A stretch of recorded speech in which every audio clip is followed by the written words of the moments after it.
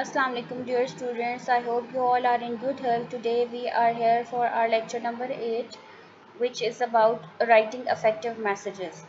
So today we are going to discuss the last step in process of preparing effective message, that is composition of message. How we are going to compose the business message. So if a person who intends to send a message, he is going to embark upon the task of composition.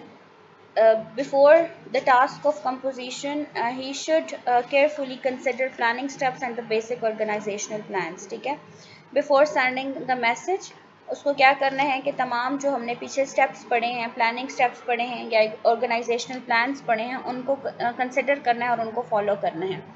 After this, he should also keep in mind the guidelines provided to him by the 7 C's principle.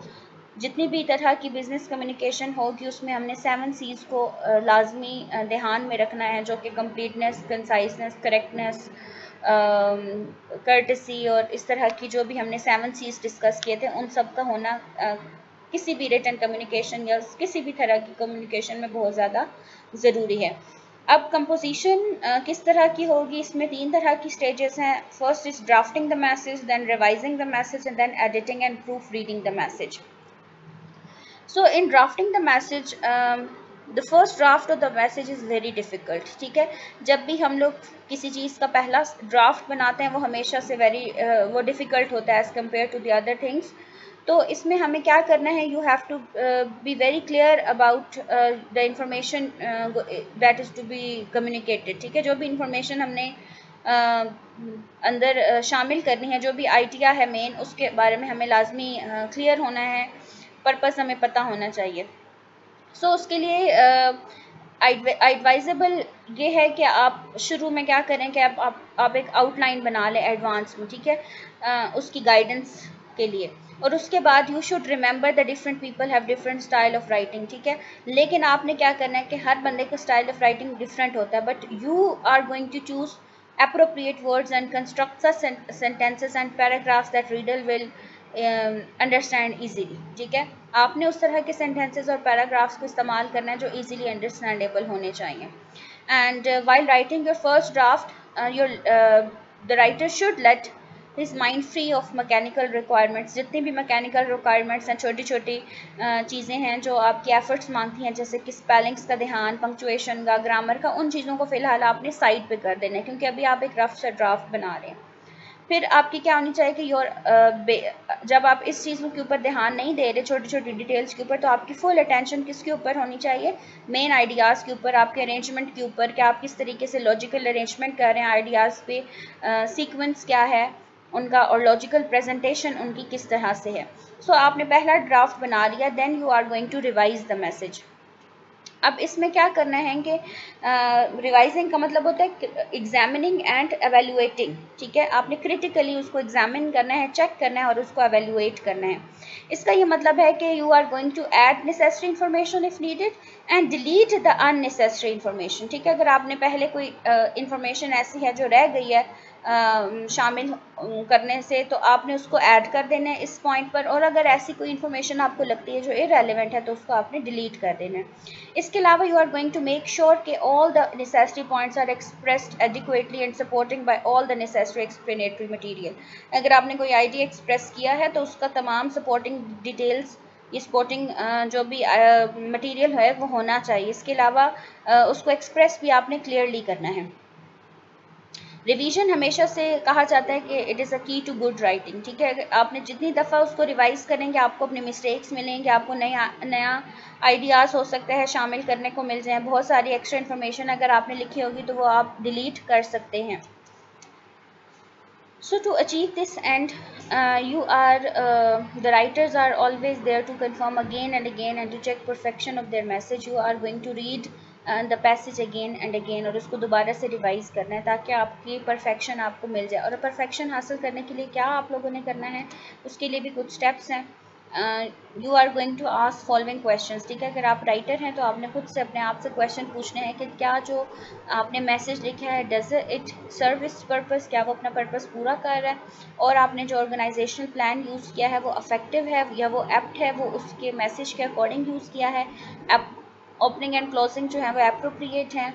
इसके अलावा आपने तमाम supporting educate material जो है वो शामिल किया है या नहीं, और इसके अलावा आपके मैसेज में क्या 7 C's की क्वालिटीज़ मौजूद हैं या नहीं। अगर ये सब चीज़ों का आंसर येस है तो फिर आप उसको आसानी से जो है वो बता सकते हैं, ये लिख सकते हैं, आपका मैसेज है वो इफ़ेक्टिव होगा। इसके अलावा आप नेक्स्ट स्टेप क्या है आपके पास, you are going to editing and proofreading the message. Editing and proofreading is basically the third and the final stage in the process of composition of a message. ये last stage है आपके पास, ठीक है, and it is important to ensure that the document has no mistakes of grammar, word choice, spelling, punctuation, and the format is according to the writer's choice, ठीक है, जो भी format है वो भी उसके मुताबिक एडॉप्टेड है मैसेज के लिहाज से। तो आपके पास कोई भी इस टाइम पर आपने इंश्योर करना है, यकीन दहानी करानी है कि आपके मैसेज में किसी भी किस्म की कोई भी ग्रामर की मिस्टेक नहीं है, चॉइसेस ऑफ वर्ड बिल्कुल बेस्ट है, स्पेलिंग या पंक्चुएशन की कोई भी मिस्टेक नहीं है। इसमें finally the writer should edit and re edit all its specific aspects to best of his satisfaction, ठीक है। अगर वो सेटिस्फाइड है तो ठीक है, फर्दर वो अपना काम करेगा, अदरवाइज उसमें वो बार बार एडिटिंग कर सकता है, इसमें चीज़ें शामिल कर सकता है, उसका लेआउट, उसका स्ट्रक्चर, उसकी लॉजिकल अरेंजमेंट, वर्ड्स का यूज़, जो भी मतलब आप लोगों ने उसकी प्रेजेंटेशन पर जो भी काम करना है वो इस टाइम पर हम लोगों ने करना है। हमारा मेन पर्पज़ यही होना चाहिए कि हमारा जो ऑब्जेक्टिव है ना वो पूरा हो जाए, ठीक है। So now if he should go proofreading to know that the document is fully error free, इसमें फिर आप लोगों ने इसको डिफरेंट एस्पेक्ट से देखना है, प्रूफ रीड करना है, ताकि डिफरेंट जो चांसेस हैं एरर होने के वो एलिमिनेट हो जाएं। सो पर्सन राइटिंग जो सेकंड लैंग्वेज लिखते हैं ना वो हमेशा इस चीज़ को हेल्पफुल समझते हैं कि अगर आपका पहले से ही डॉक्यूमेंट प्रूफ रीड है और उनमें कोई मिस्टेक नहीं है, टू द पॉइंट है, और वो एप्टली अपना काम कर रहा है। सो बेसिकली ये आपके पास 3 स्टेजेस थे मैसेज को लिखने की। अब नेक्स्ट आपके पास नेक्स्ट टॉपिक स्टार्ट करने से पहले मैं यहाँ पर आप लोगों को आज एक क्वेश्चन बता दूँ। जो पहला क्वेश्चन आप लोगों को मेमोज की टाइप के बारे में था, आज दूसरा क्वेश्चन आप लोगों को करना है उसी असाइनमेंट में, how to effectively design your business message. आपके बिजनेस मैसेज को आपने किस तरीके से डिज़ाइन करना है, यानी कि डिज़ाइन में हम लोग उसकी वो चीज़ें शामिल करेंगे जो अपीयरेंस में आती हैं, ठीक है। अपीयरेंस उसकी कैसी होनी चाहिए, उसकी लुक वाइज उसको किस तरीके से इफेक्टिव बनाना है। अब अंदर की चीज़ तो हमने कर ली ना कि प्लान किस तरीके से करना है, डाटा किस तरीके से शामिल करना है या उसको किस तरीके से अरेंज करना है। अब वो प्रेजेंटेशन उसकी कैसी होनी चाहिए, उसको अपीयरेंस उसकी कैसी होनी चाहिए, डिज़ाइन कैसा होना चाहिए इफेक्टिवली, वो आप लोग डिस्कस करेंगे। अब फॉर एग्जांपल मैसेजेस में क्या हो सकता है, मैसेजेस भी मेमोज होते हैं या मैसेजेस भी आपके पास लेटर्स होते हैं, किसी भी तरह की कम्युनिकेशन होती है ना, लेटर्स हो गए, मेमोज हो गए, इस तरह की कोई भी बिजनेस राइटिंग होगी, तो उनको किस तरीके से इफेक्टिवली डिज़ाइन किया जाता है, उनकी लेआउट यानी कि उनकी शक्ल किस तरह की होनी चाहिए, स्टाइल क्या होना चाहिए, स्ट्रक्चर उनमें किस तरीके से होना चाहिए, उनकी हेडिंग्स किस तरह से लिखनी चाहिए, स्टैंडर्ड पार्ट्स और ऑप्शनल पार्ट्स को कहाँ लिखना चाहिए, यानी कि आप लोगों ने इसको अपनी मर्जी से जो है वो इसको आंसर करना है। अगर इससे रिलेटेड आपको कोई भी क्वेश्चन हो तो आप मुझसे पर्सनल में पूछ सकते हैं, और ये भी आपने जो है सबमिट करवाना होगा फर्स्ट क्वेश्चन के साथ ही, यानी कि कॉलेज में जब फर्स्ट डे होगा उस दिन। ठीक हो गया। आज हम नेक्स्ट टॉपिक जो डिस्कस करेंगे वो है टाइप्स ऑफ मैसेजेस। बहुत इजी सा ये टॉपिक है लेकिन बहुत ही इम्पॉर्टेंट है। इसमें अब क्या है कि आप लोगों ने बिजनेस मैसेजेस की टाइप्स देखनी है। अब हमने देख लिया कि एक बिजनेस मैसेज को किस तरीके से प्लान करते हैं, उसको लिखते किस तरीके से हैं, डिज़ाइन भी आप लोग देख लेंगे कि किस तरह से किया जाता है। अब टाइप ऑफ बिजनेस मैसेजेस देखेंगे। आप लोगों ने ऑर्गेनाइजेशनल प्लान डिस्कस किया था हम लोगों ने बिल्कुल इससे पहले लेक्चर में, कि उससे भी पहले लेक्चर में, बल्कि इससे पिछले लेक्चर में हम लोगों ने ऑर्गेनाइजेशनल प्लान डिस्कस किया था, तो उनको भी अपने माइंड में रखिएगा। So upon depending upon the message या जो आइडिया हम लोग कन्वे कर रहे होते हैं, हम अपने बिजनेस मैसेजेस को 3 तरह से डिवाइड करते हैं, good news message, neutral message और बैड न्यूज़ मैसेज। इनके नाम आप लोग लेक्चर नंबर 7 में सुन चुके होंगे। गुड न्यूज़ मैसेज और न्यूट्रल मैसेज को हम आज डिस्कस करेंगे और बैड न्यूज़ मैसेजेस को हम नेक्स्ट लेक्चर में डिस्कस करेंगे। अब गुड न्यूज़ मैसेज क्या होता है, बिजनेस में हमारे पास अगर हम अगर हमें कोई मैसेज रिसीव हुआ और उसका हम लोग फेवरेबल रिस्पॉन्स दें, ठीक है, तो फिर वो हमारे पास एक गुड न्यूज़ मैसेज होगा। ये वो मैसेज होता है जो रिसीव करता है एक favourable response from the readers, ठीक है। जो भी बिजनेस लेटर्स हो गए या जिनमें आपको कोई भी ऑर्डर्स होते हैं, इंक्वायरीज होती हैं या रिक्वेस्ट होती हैं, उनका आंसर अगर आप येस में करते हैं, ठीक है, तो वो हमारे पास एक गुड न्यूज़ मैसेज होगा, ठीक है, जिसमें आपको गुडविल होती है, बरकरार होती है। गुडविल वैसे हम लोग बैड न्यूज़ में भी रखते हैं, लेकिन इसमें तो एक इसका ये पर्पस होता है कि गुड न्यूज़ मैसेज में गुडविल आपको मिलती है। तो गुड न्यूज़ मैसेज में बेसिकली पॉजिटिव रिप्लाईज होते हैं जो हम लोग कन्वे करते हैं अपने क्लाइंट्स को या कस्टमर्स को, फेवरेबल रिस्पॉन्सेज देते हैं हम उनकी रिक्वेस्ट को। अगर किसी कस्टमर ने आपको मैसेज किया है कि आपको इतने का ऑर्डर चाहिए और आप फ़ौरन से अगर उसकी पे हामी भर लेते हैं, तो वो जो आप रिप्लाई करेंगे, उसको मैसेज करेंगे, वो गुड न्यूज़ मैसेज होगा, ठीक है। तो जो भी लेटर्स या मेमोज आपको येस कहते हैं वो गुड न्यूज़ मैसेज में शामिल होते हैं। ये जो गुड न्यूज़ मैसेजेस या न्यूट्रल मैसेजेस में साथ ही जिक्र करूँगी, न्यूट्रल मैसेजेस भी ये हमेशा हमारे से जो हम लोग यूज़ करते हैं ना मैसेजेस में प्लान, वो गुड न्यूज़ प्लान या आप डायरेक्ट अप्रोच प्लान यूज़ करते हैं। और हम ये direct approach plan last lecture में जहाँ हमने ऑर्गेनाइजेशन प्लान डिस्कस किए थे वहाँ पर पढ़ चुके हैं।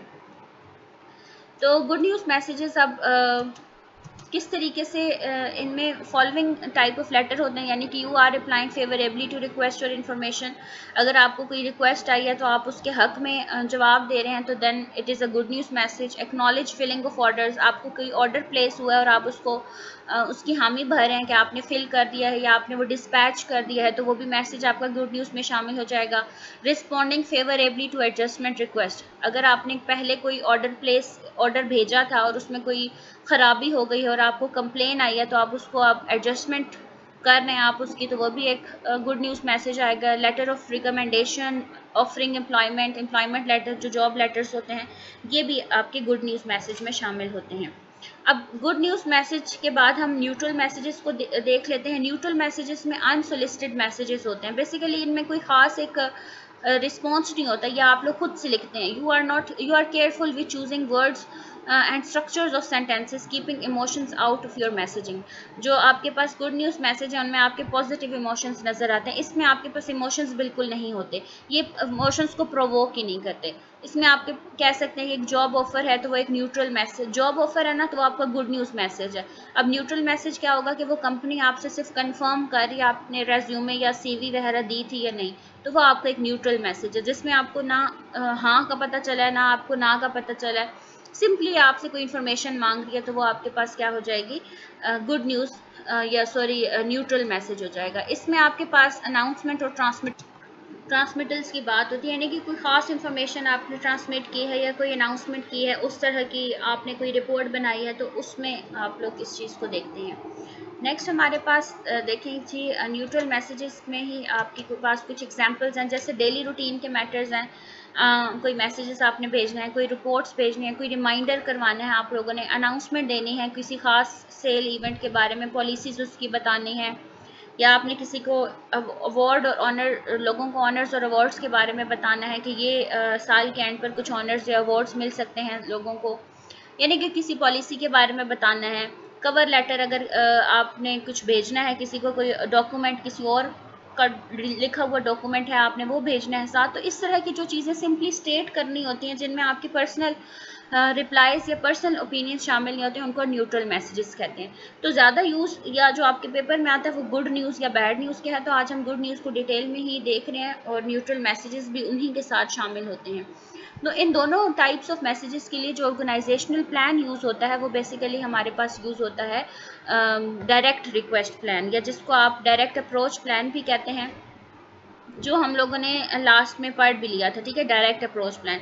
इसमें हम लोग क्या करते हैं कि सबसे पहले आप गुड न्यूज़ मैसेजेस के लिए या न्यूट्रल मैसेजेस के लिए, गुड विल मैसेजेस के लिए we should always follow direct approach plan, and it has 3 parts: best news या main idea, then you are going to write details और explanation, and then positive and friendly close, ठीक है।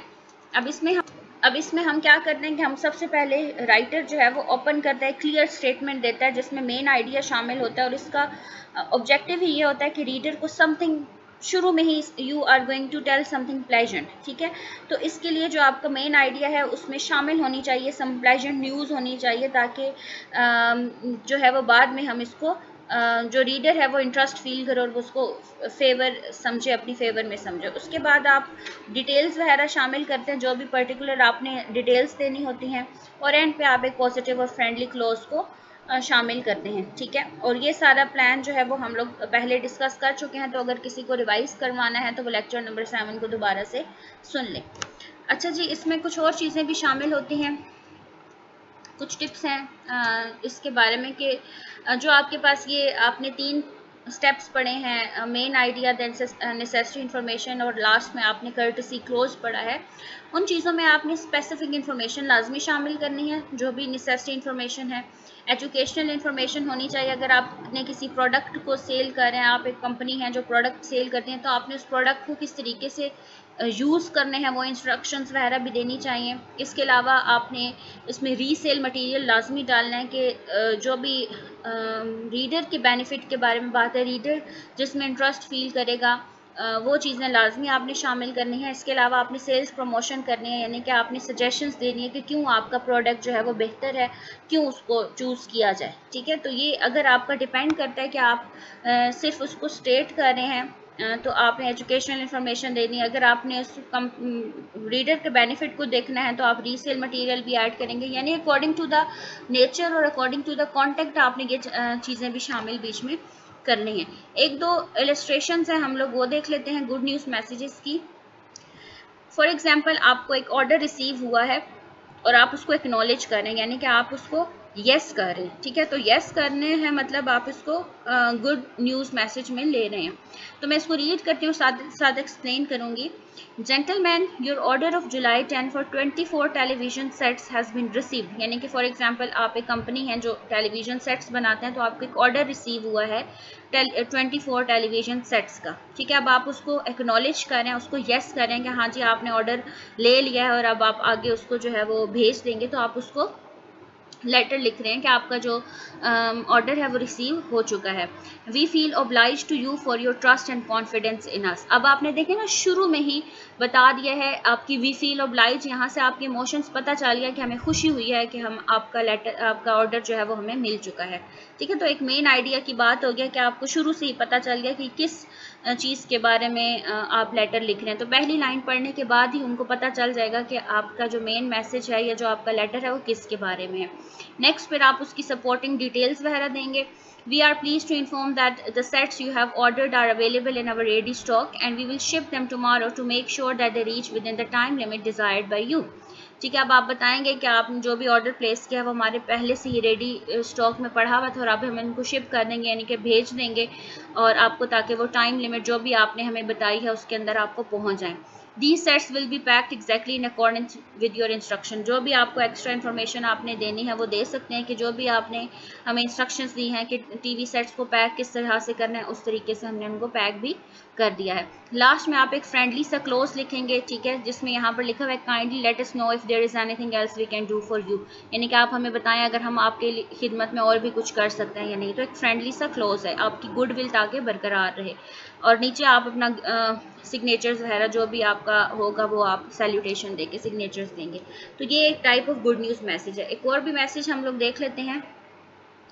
अब अगर आपने एक ऑर्डर प्लेस कर दिया है, ऑर्डर आपने भेज दिया और उस ऑर्डर में कोई गलती हो गई है और आपको उस गलती की कंप्लेन आई है, तो अब आप आगे से उस कंप्लेन को एडजस्ट करेंगे।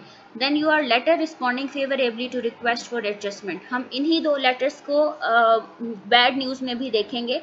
तो बैड न्यूज़ किस तरह से देखेंगे, जब आप इन दोनों मैसेजेस पर नो कहेंगे। मैं इन्हीं दोनों मैसेजेस का इन्हीं दोनों टॉपिक्स के ऊपर बैड न्यूज़ मैसेज भी लिखूंगी, तो आपको क्लियर हो जाएगा कि किस तरीके से हम गुड न्यूज़ लिखते हैं और किस तरीके से हम बैड न्यूज़ मैसेज देते हैं। So gentleman, you will receive by Monday July 14 a television set of the same make and model to replace the defective one. ठीक है, आपको भाई मिल चुका है। We thank you very much for giving us the opportunity to back up our claim of total buyer satisfaction. अब उन्होंने इस पॉलिसी के तहत, टोटल बायर सेटिस्फेक्शन के तहत उन्होंने आपको अप्रोच किया और बताया है, और आपने अब क्या कहना है, आपने अब उसको थैंक बोलना है, ठीक है, कि हमें मिल चुका है और हम लोग जो है वो वेट हाँ जी, हम लोग जो है वो इस चीज़ को जो है वो थैंक कर रहे हैं, यानी कि ग्रेटफुल है कि आपने हम लोगों को अपॉर्चुनिटी दी है कि हम अपना मतलब जो भी आपने क्लेम किया है उसको हम लोग ले सकें। वी फील ग्रेटली सॉरी, अब आपने इसको रेलिवेंट जो भी आपने इन्फॉर्मेशन देनी है उसके साथ लिखेंगे। We feel greatly sorry for the inconvenience post to you, you may please be assure that it was just a chance mistake. We, however, regret it much and apologize to you for the same. The defective set may be pleased be forwarded to us on our expense. ठीक है, आपने साथ ही apology की है और साथ ही बताया है कि जो भी डिफेक्टेड पीस है वो भी आपको आपके एक्सपेंस पर भेज दिया जाए। लास्ट में अगेन आपने एक फ्रेंडली सा क्लोज देना है। We assure you for utmost sincere efforts to satisfy our valued customers, यानी हम आपको यकीन दहानी कराते हैं कि हम आपको हमेशा से सेटिस्फाई करेंगे, आप हमारे वैल्यूड कस्टमर हैं, एंड योर सिंसियरली आप आगे से अपना नाम लिख देंगे। तो इस तरीके से हम लोग एक गुड न्यूज़ मैसेज को टाइप करते हैं। कल हम इंशाल्लाह ताला इसका बैड न्यूज़ देखेंगे वर्जन, और इसके बाद हम नेक्स्ट टॉपिक स्टार्ट करेंगे यहाँ तक। और अगर कोई भी आपको इशू है क्वेश्चन से रिलेटेड, जो असाइनमेंट क्वेश्चन है या जो भी आपका टॉपिक आज आपने पढ़ा उससे रिलेटेड कोई भी प्रॉब्लम है तो आप मुझसे पूछ सकते हैं। थैंक यू, अल्लाह हाफिज़।